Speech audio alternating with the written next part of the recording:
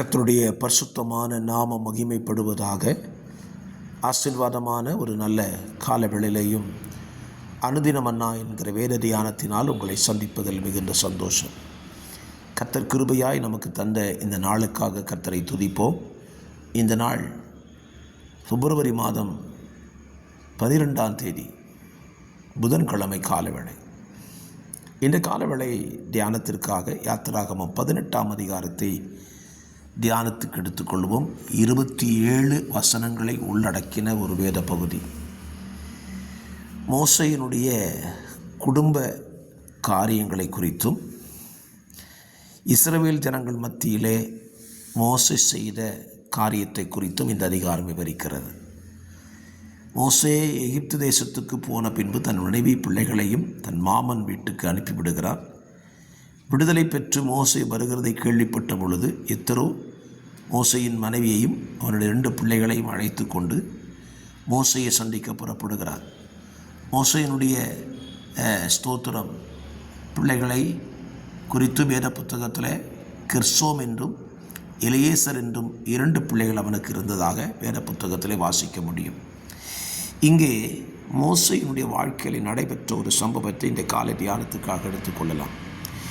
இஸ்ரவேல் ஜனங்கள் எகிப்தை விட்டு புறப்பட்டு வனாந்திரத்திலே அவர்கள் பிரயாணம் செய்து வரும்பொழுது அவர்கள் வாழ்விலே ஏற்படுகிற பிரச்சனைகளுக்கெல்லாம் தீர்வு சொல்ல வேண்டியது மோசேயாய் இருந்தான். ஆகவே மோசே காலமே தொடங்கி சாயங்காலம் மட்டும் அவன் உட்கார்ந்து வருகிற ஜனங்களுடைய பிரச்சனைகளுக்கு தேவனிடத்தில் பதில் பெற்று ஆலோசனை சொல்லி கொண்டிருந்தான். இதை கண்டதான அவனுடைய மாமனாகிய எத்திரோ மோசையினிடத்தில் அணுகி, நீர் செய்கிற காரியம் நல்லதல்ல என்று சொல்லுகிறான். இந்த இடத்துல மோசே செய்து கொண்டிருக்கிற காரியத்தை குறித்ததான தீர்வை தேவன் சொல்லவில்லை, மோசையின் மாமன் ஒரு தீர்வை சொல்லுகிறான்.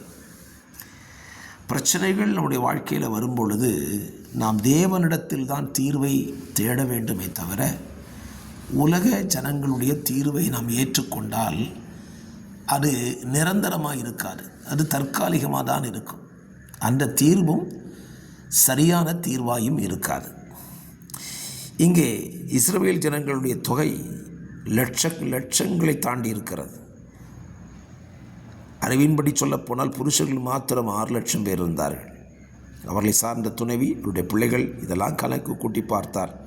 ஒரு 30 லட்சம் பேர் என்று வைத்துக் கொள்ளுங்கள். இவர்கள் வாழ்க்கையில் ஏற்படுகிற பிரச்சனைகளுக்கு தீர்வு சொல்ல வேண்டுமானால் ஒரு நாள் முழுவதும் உட்கார்ந்தால் கூட பிரச்சனைக்கு தீர்வு காண முடியாது. ஆகவே மோசையின் மாமன் மோசையினுடைய குடும்பத்தின் மேலும் அக்கறை உள்ளவனாய் இருந்ததினாலே தன்னுடைய மகளை, தன்னுடைய பேர குழந்தைகளையும் மோசை கவனிக்க வேண்டும் என்கிற ஒரு நிலைப்பாடை எடுத்துக்கொண்ட பொழுது அவன் மோசைக்கு ஒரு ஆலோசனை சொல்லுகிறான். நீர் ஜனங்களில் தேவனுக்கு பயந்தவர்களையும் உண்மை உள்ளவர்களையும் பொருளாசிரியை வெறுக்கிறவர்களுமாய திறமையுள்ள மனிதர்களை தெரிந்து கொண்டு அவர்களை 1000 பேருக்கும் 100 பேருக்கும் 50 பேருக்கும் 10 பேருக்கும் அதிபதிகளாய் ஏற்படுத்தினால் அவர்கள் அவர்களுடைய பிரச்சனைகளை கேட்டறிந்து தீர்வை சொல்லுவார்கள். முடியாத காரியம் மாத்திரம் இடத்தில் வரட்டும், அப்பொழுது உமக்கும் லெகு உண்டாயிருக்கும் என்று சொல்லுகிறான். மோசே அப்படியே மாமனுடைய சொல்லை கேட்டு செய்கிறான். இந்த இடத்துல மோசைக்கு மாமன் சொல்லி கொடுத்த ஆலோசனை தற்காலிகத்திற்கு அது நன்றாயிருந்தது. எல்லாமே தானே செய்யாமல் சில மனிதர்களை தெரிந்து கொண்டு அவர்கள் கையிலே பொறுப்பை கொடுத்தார். நம்ம வாழ்க்கையில் பல நேரத்தில் மனிதர்களிடத்தில் நாம் ஆலோசனை கேட்கும்போது அவர்கள் சொல்லுகிற ஆலோசனை சரியாகத்தான் இருக்கும், ஆனால் பிற்காலங்களில் அதுவே நமக்கு பிரச்சனையாய் மாறிவிடும். ஆகவே இந்த காலங்களில் நம்முடைய வாழ்க்கையில் ஏற்படுகிற எல்லா பிரச்சனைகளுக்கும் தீர்வை தேவனிடத்தில் நாம் கேட்போமானால் அவர் நமக்கு சரியான தீர்வை சொல்லித் தருகிற தேவனாயிருக்கிறார். ஆகவே இந்த காலங்களில் உங்கள் வாழ்க்கையில் இருக்கிற பிரச்சனைகளுக்கு நீங்கள் செல்ல வேண்டிய ஒரே ஒரு இடம் தேவ சமூகம். அவரிடத்தில் கேளுங்கள், அவள் இந்த பிரச்சனைகளுக்கெல்லாம் பரிகாரத்தை சொல்லித் தருவார்.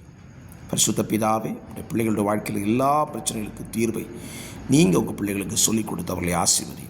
இயேசுவின் நாமத்தில் பிதாவே, ஆமென்.